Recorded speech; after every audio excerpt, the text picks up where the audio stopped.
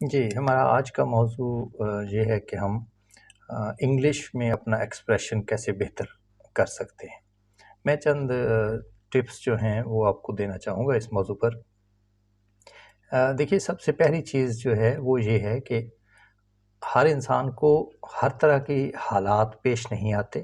انسان کو کچھ اندازہ کرنا چاہیے کہ مجھے انگلش کن حالات میں استعمال کرنا پڑ سکتی ہے، اور ان حالات سے جو متعلقہ لفظ اور فریزز ہوتی ہیں ان کو وہ اس کے لیے میموری ڈیولپ کرے۔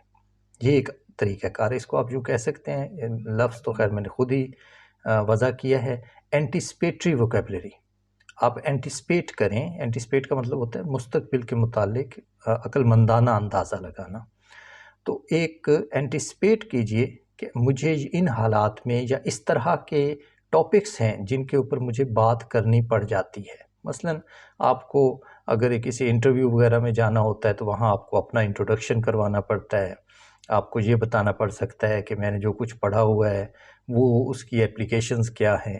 اب آپ اگر میں مثالاً کہہ رہا ہوں کہ اگر آپ نے ریاضی کا انٹرویو دینا ہے تو ایک تو انٹروڈکشن تو شاید سبھی کا کامن ہوتا ہے، لیکن اس کے ساتھ آپ کو ریاضی کی اپلیکیشنز کے لیے لفظ چاہیے ہوں گے۔ تو آپ نے یہ ذہن میں رکھنا ہے جب آپ پڑھ رہے ہوں مختلف اخبارات کو، کتابوں کو، ویڈیوز کو سن رہے ہوں انگریزی میں، تو ان میں سے وہ لفظ، وہ فریزز، وہ جملے جو آپ محسوس کریں کہ کبھی آئندہ کسی جگہ پر مجھے اس طرح کا تقریباً اظہار کی ضرورت پڑ سکتی ہے، تو وہاں پر آپ کو چاہیے کہ آپ اس کو یاد کرنے کی کوشش کریں۔ تو میرا پہلا نقطہ جو ہے وہ ہے اینٹیسپیٹری میموری۔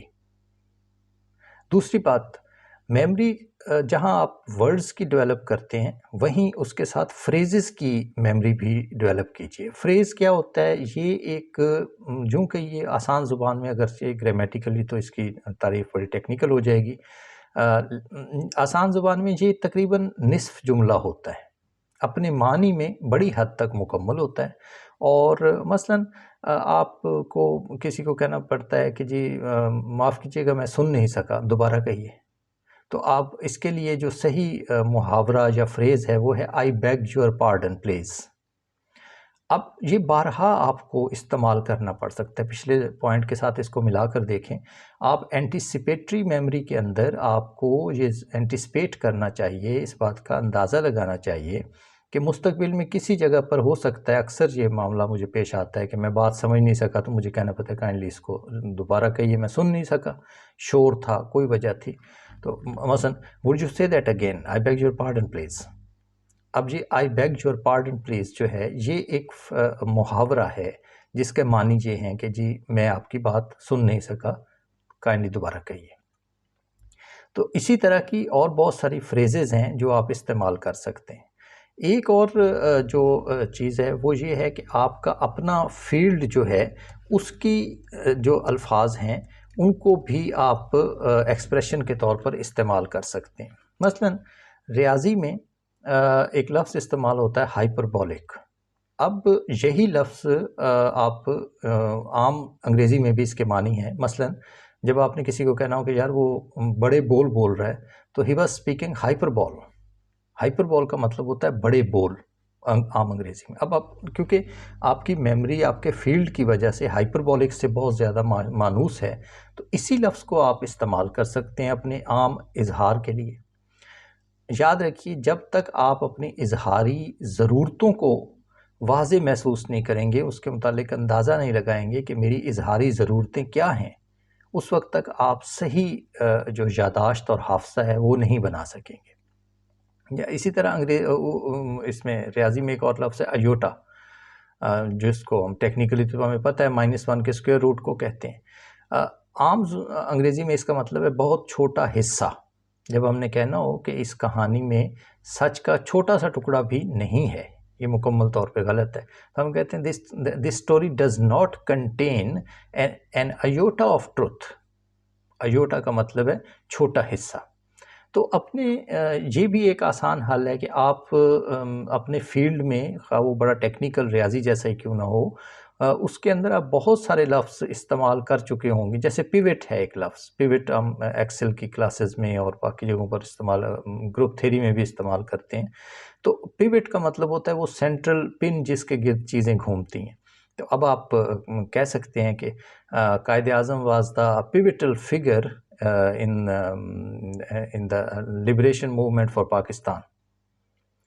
یہ ایک پیوٹ کو آپ نے استعمال کر لیا، حالانکہ یہ لفظ آپ نے ریاضی میں سیکھا تھا، لیکن آپ اس کو ذرا سی اگر ذہانت استعمال کیجئے. یہ وہ پوائنٹ میں آپ کو جو بتا رہا ہوں کہ اینٹیسپیٹری میموری میں آپ کو ذہانت سے اندازہ لگانا ہوتا ہے اور اپنے موجود وسائل، موجود الفاظ جو ہیں ان کے نئے استعمال دریافت کرتے ہیں.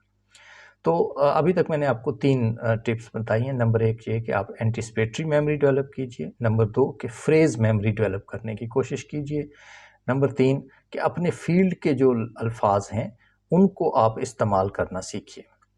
اچھا، چوتھی بات یہ دیکھیے، ہمارے ہاں عمومی طریقہ کار یہ ہے کہ ہم جب اپنے بچپن میں پڑھ رہے ہوتے ہیں تو پہلے الفاظ یاد کرتے ہیں، بعد میں ان کے معنی.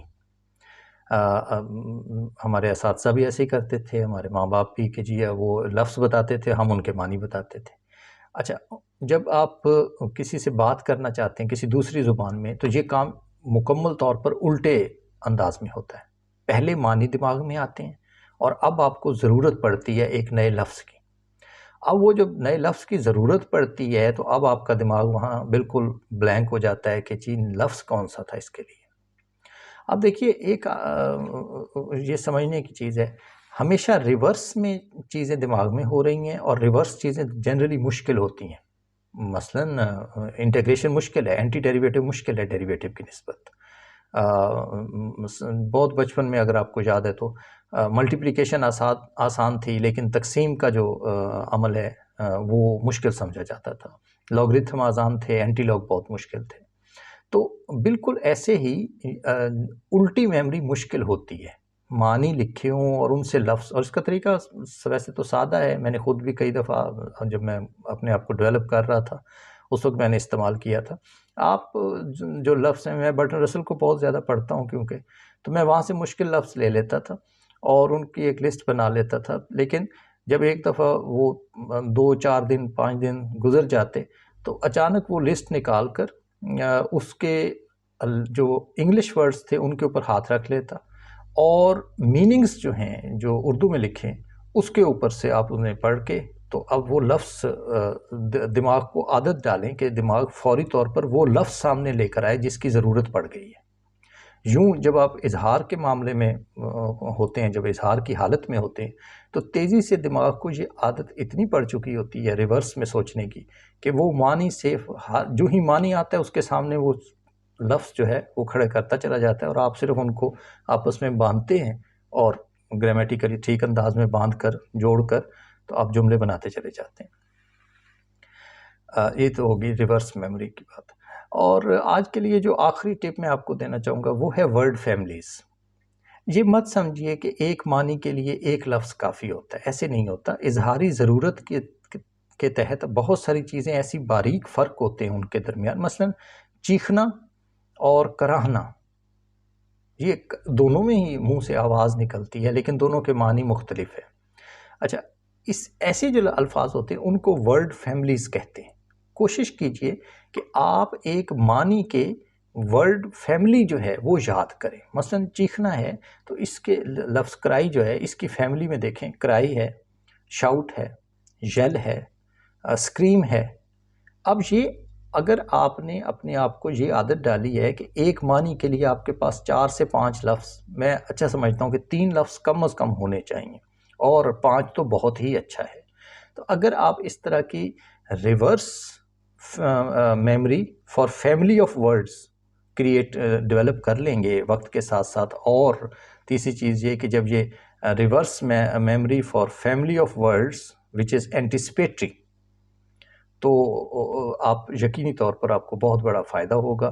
کہیے تو میں آخر میں ایک مرتبہ پھر مختصراً دہرا دیتا ہوں کہ آج ہم نے جو باتیں کی ہیں، اینٹیسپیٹری میموری ڈیولپ کیجئے، فریز میموری ڈیولپ کیجئے، اپنے فیلڈ کے ورڈز کو استعمال کرنا سیکھیے، ریورس میموری کیجئے، میننگ پہلے آتے ہیں ورڈز بعد میں آتے ہیں، اور آخری چیز یہ ہے کہ ورڈ فیملیز کو یاد کیجئے. ویڈیو لمبی نہ ہو جائے لہٰذا ختم کرتے ہیں. شکریہ آج کے لیے، پھر ملیں گے. خدا حافظ.